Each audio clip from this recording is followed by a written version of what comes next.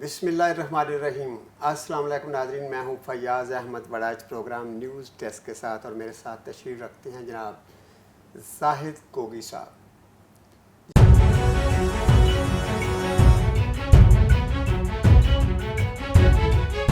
جی گوگی صاحب، آپ جانتے ہیں کہ سیاست بڑی عروج پر ہے اور سیاسی موسم میں تپش، ویسے بھی موسم میں تپش اور سیاست میں تو تپش بڑھتی جا رہی ہے، اور لاہور میں بڑی اہم خبریں ہیں آج جو ہم ڈسکس کریں گے، اور اسی حوالے سے آج پی ایم ایل این کے اتحادیوں کی اسلام آباد میں بھی ایک بڑا اہم اجلاس ہوا ہے، جس کی اندرونی کہانی کا صرف آپ کو پتہ ہے کہ کیا مسائل ہیں اور کیا سوچیں اور کیا فکر پائی جا رہی ہے۔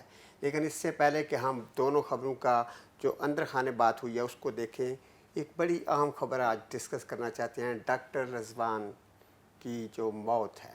ڈاکٹر رضوان ایف آئی اے کے بڑے فرض شناس اور جاں باز قسم کے جو ہیں وہ افسر تھے، اور وہ آپ جانتے ہیں کہ پچھلے دور میں جو خان صاحب کا اس میں بڑی اہم انکوائریاں وہ ایف آئی اے کی طرف سے کر رہے تھے۔ کیا ریزن ہوئی، کیا معاملہ ہوا، کہ کیا سمجھتے ہیں کہ اتنے شاندار افسر کی یہ موت اچانک ہے، حقیقی ہے، یا اس کے پیچھے کوئی محرکات ہیں؟ جی بہت شکریہ فیاض صاحب۔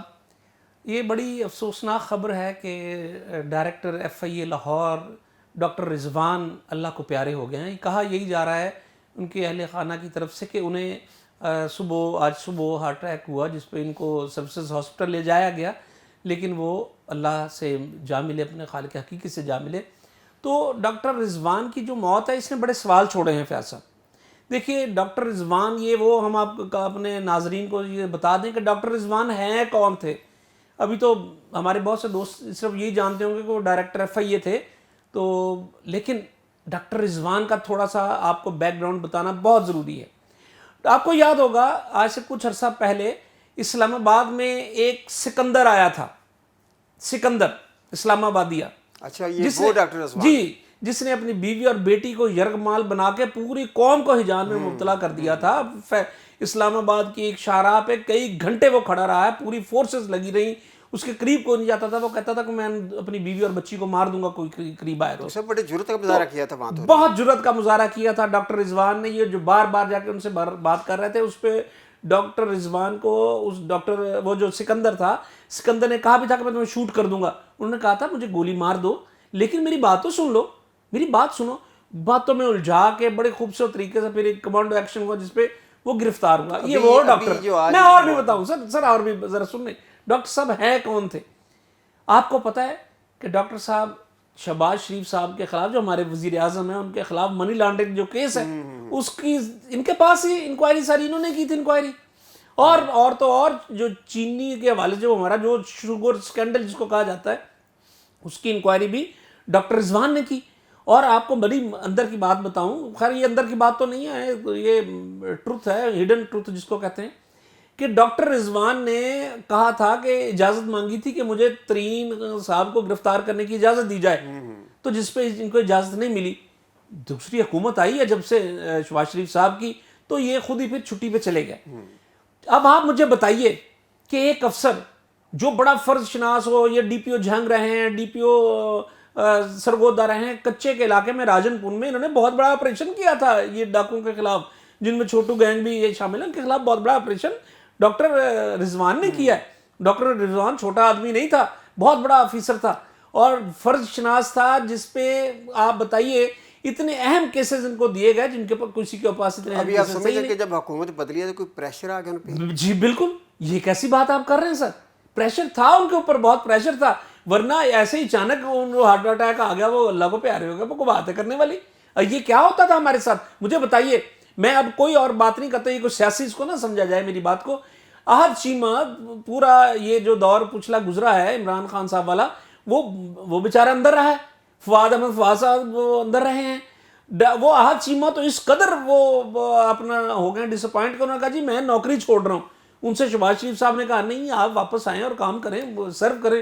اس نے کہا جی میرے توبہ ہے، میں نہیں کرتا ہوں۔ سب سرکاری افسر، اب کیا سرکاری افسروں میں تو خوف پھیل گیا ہے کہ اگر ایک حکومت میں رہ کر جائز کام کریں گے، ناجائز کام کریں گے، دوسری حکومت آ کر ان کو پکڑ لے گی، ان کا مستقبل تو اب تاریخ۔ بالکل یہی تو بات ہے جی، یہی تو بات ہے۔ ہماری حکومتوں کو، ہمارے سیاستدانوں کو یہ سمجھنا ہوگا کہ یہ جو بیوروکریسی ہے یہ ان کی نہیں ہے، یہ اسٹیٹ کی ملازم ہوتی ہے، اور اگر ایک بندہ آج کچھ سرو کر رہا ہے یا کسی کے آرڈر پہ وہ کام کر رہا ہے تو کسی وہ سب پچھلی حکومت کے آرڈر پہ کام نہیں کر رہا تھا یا اس حکومت کے آرڈر پر کام نہیں کر رہا ہے، وہ اسٹیٹ کا کام کر رہا ہے. تو جب تک آپ ان کو نہیں شیلٹر دیں گے، جب تک ان کی نہیں یہ باتیں ہوں گی، ان پہ دباؤ ختم نہیں ہوگا، کوئی کام نہیں کرے گا. یہ وزیر اعظم شہباز شریف صاحب تو اس بات کو بہت اچھی طرح جانتے ہیں. اور آپ مجھے بتائیے، ماضی میں آپ کو کئی افسر ہیں، میں آپ کو بتاؤں، نیب نے تو کسی کو کام نہیں کرنے دیا. ڈاکٹر حیدر اشرف بہت عرصے سے باہر بیٹھا ہے، 4 سال سے، اس کے اوپر کیس آج تک کھلا ہی نہیں ہے، نہ اس کو ثابت کوئی کر سکا ہے. الزام لگا کے اس بیچارے کو بھی ذہنی ٹینشن دی ہوئی ہے. ابھی پچھلے دنوں وہ اس کو بھی ہٹا دیا گیا ہے. وہ ایف آئی اے کے ایک اور تھے، وہ جو بابر بخت قریشی، اس کو بھی ہٹا دیا گیا. وہ بھائی کس طرح کا کام کرے گا؟ پھر عمران خان صاحب بھی یہ کہتے تھے جی کہ بیوروکریسی نے ساتھ نہیں چلتی. اب یہ جو شہباز شریف صاحب ہیں یہ بھی کہیں گے کہ بیوروکریسی ساتھ نہیں دے رہی. وہ بھائی وہ کیوں ساتھ دیں پھر آپ کا، جب انہوں نے یہی کرنا ہے. آپ جائیں گے، آج جو سرو کر رہے ہیں شہباز شریف صاحب کی حکومت میں جو سرو کر رہے ہیں، وہ ڈر رہے ہیں کہ کل آنے والا دن پتہ نہیں کیا ہوگا، کیونکہ حکومت کا تو پتہ ہی نہیں نون لیگ کا آج گئی کہ کل گئی. وہ یہ ان کا تو جانا ٹھہر چکا ہوا ہے، بقول جو شخص ہے کہ ان کا جانا ٹھہر چکا ہے. تو یہ تو آج گئی ہے کل پھر کون کرے گا؟ ڈاکٹر رضوان کی موت ہوئی ہے، اس حوالے سے کچھ چیزیں وقت کے ساتھ ساتھ سامنے آ جائیں گی. ابھی ہم پنجاب کی سیاست کے حوالے سے بات کر رہے ہیں. آپ دیکھتے ہیں کہ جو اس وقت پنجاب میں آپ بھی آپ کو ایک مخفی بتا دوں کہ پنجاب میں نون لیگ کے جو بڑے ہیں وہ بیٹھے ہیں اتحادیوں کے ساتھ، اور انہوں نے بیٹھ کر بڑی سرگوشیاں کی ہیں، بڑی آنکھ اور دل سے دل ملا کر باتیں کی ہیں. تو انہوں نے ایک فیصلہ کیا کہ پنجاب میں ایک شخصیت ہے جو گورنر ہاؤس میں بیٹھی ہوئی ہے، وہ ان کے خلاف مزاحمت ہے، رکاوٹ ہے، ان کو آگے نہیں بڑھنے دے دی. وہ تو ہے رکاوٹ، وہ تو رکاوٹ ڈالے گا. انہوں نے فیصلہ کر لیا ہے کہ اگلے چند دنوں میں آپ کو بتا رہا ہوں کہ اگلے چند دنوں میں فیصلہ کر لیا گیا ہے کہ صوبہ پنجاب میں گورنر کو کسی بھی وقت اچک کر سڑک پر کھڑا کر دیا جائے گا. وہ تو کر سکتے ہیں، پہلے بھی تو گورنر ہاؤس پہ قبضہ کر لیا تھا نا بھائی جان. جب انہوں نے یہ حلف لیا تھا حمزہ شہباز شریف صاحب، تو گورنر ہاؤس پہ قبضہ ہی کیا تھا. تو اب بھی نکال دیں گے. آپ کی مخبری ہے، آپ کی خبر غلط تو نہیں ہو سکتی. میں اس کے بارے میں کچھ نہیں کہہ سکتا کہ یہ کب ہوگا معاملہ. آپ کے ذرائع بھی بڑے مضبوط ہیں. اب دیکھتے ہیں کیا ہے، وہ بھی تکڑا ہے، وہ بھی کھڑا ہے. حمزہ شہباز کو آئے ہوئے 10 دن ہو گئے، تو انہیں اب کچھ تو کرنا ہے نا. 10 دنوں میں کچھ کرنے بھائی جان اب سن لیجئے، حمزہ شہباز شریف صاحب جو ہیں وہ ایک بڑے باپ کے بیٹے ہیں. ان کے والد نے بڑا ڈیلیور کیا بطور وزیر اعلیٰ، وزیر اعظم کے طور پہ تو ابھی دیکھیں گے ان کو وہ کیا ڈیلیور کرتے ہیں، لیکن بطور وزیر اعلیٰ پنجاب انہوں نے بہت ڈیلیور کیا. لیکن حمزہ شہباز شریف صاحب بالکل نہیں کر سکے. ان 10-12 دنوں میں وہ بالکل فارغ ہو چکے ہیں بھائی. سوائے قطر کے ایک دورے کے، ایک آدھ کسی اسپتال کا دورہ اور جیل کا دورہ انہوں نے کیا تھا اپنی یادیں تازہ کرنے کے لیے، تو یا کسی اور کے لیے انہوں نے کیا ہوگا کہ بھائی اس کو بس ٹھیک کر دو، کسی اور بڑی شخصیت نے ادھر آنا ہے. اس کے علاوہ کیا تھا؟ مہنگائی کہاں چلی گئی؟ جو یہ رونا روتے تھے کہ یہ یوں نہیں ہوا، فلاں نہیں ہوا، چیزیں لٹ گئی، مر گئیں. آج ہی آپ دیکھیں، پہلے تو مرغ جو آپ کا چکن ہے کئی علاقوں میں 600 روپے کلو تک بھی گیا ہوا ہے، اس سے بھی اوپر چلا گیا ہے. لاہور میں آپ کے پاس میں بتا رہا ہوں آج آپ کو یوٹیلیٹی سٹور پہ آج کی قیمتیں بڑھ گئی ہیں. ہلدی آپ کی 40 روپے کلو مہنگی ہو گئی ہے. آگے تو آپ نہ پیاز کھا سکتے تھے، اب نہ اس میں کوئی مرغی ڈال سکتے تھے، اب ہلدی بھی نہیں ڈال سکتے آپ اپنی ہنڈیا میں. بغیر ہلدی کے آپ اب ہنڈیا پکائیں گے، میں آپ کو بتاؤں. اور ساتھ میں چائے بھی کم پیا کریں. تقریباً 50 روپے کلو وہ اس کی قیمت بڑھ گئی ہے پتی کی. اب بتائیے گوگی صاحب اتنا ڈرائے لوگوں کو، آپ کو پتہ ہے کہ نہیں ڈرانا کیا ہے، ان کو تو شاباش. ارے بھائی ڈرانا کیا ہے؟ تو ہمارے پاس ہمیں یہ بتائیں کہ شہر اقتدار کی کچھ خبر بتائیں، وہاں کیا ہو رہا ہے، اور شہباز شریف صاحب اور ان کے اتحادی کیا سوچ رہے ہیں. ہمیں پتہ چلا کہ آپ کے پاس ایک بڑی اندر کی خبر ہے، وہاں جو ایک میٹنگ ہے بڑی امپورٹنٹ اور بڑی سوچ بچار کی گئی ہے، تو اس کا کچھ نتیجہ نکلے گا یا مجھے لگتا ہے کہ آپ نا مجھ سے اس طرح کی باتیں، میں کوئی بات چھپانا چاہتا ہوتا ہوں لیکن آپ مجبور کر دیتے ہیں. مجھ سے پہلے مجھ سے تو آپ وعدہ کر کے آتے ہیں کہ یار میں آپ کو اس شرط پہ بتاتا ہوتا ہوں کہ یہ آپ مجھے کیمرے پہ بات نہیں کریں گے، لیکن آپ نے آ کے وہی بات کر دی. لیکن چلیں پھر اب بتا دیتا ہوں، تقدیر پھر اگر لے گئی، پکڑا گیا تو ضمانت پھر کروا دیجیے گا. آپ لگتا تو نہیں ویسے کہ آپ میری ضمانت کروائیں گے، لیکن چلیں لے جی. سنیے، اسلام آباد میں 2 دن سے ایک اجلاس جاری ہے، وقفے سے ہوتی نہیں ہیں ملاقاتیں. کل بھی ان کا ایک اجلاس ہوا، کل ویسے تو چھٹی تھی مگر اہم اجلاس تھا. اس اجلاس میں شہباز شریف صاحب اور ان کے وہ جو اتحادی تھے وہ اس میں شریک تھے. ان کا فیصلہ یہ ہوا، شہباز شریف صاحب کو اصل میں کہہ دیا گیا کہ بھئی آپ کے تھوڑے دن تھوڑے رہ گئے ہیں تو اسے ان کو تیاری کرو. جی یہ کہہ دیا گیا ہے کہ بھائی جلدی کریں، جو آپ نے کرنا، آپ کے پاس دن کم ہے. تو شہباز شریف صاحب نے اس میٹنگ میں یہ بات کر دی ہے کہ یار اب ہمارا خیال ہے کہ الیکشن जल्दी हो जाने चाहिए, वो इस बात पे राजी हैं कि हम करवा दें इलेक्शन। लेकिन इत्तेहादी अब नहीं मान रहे।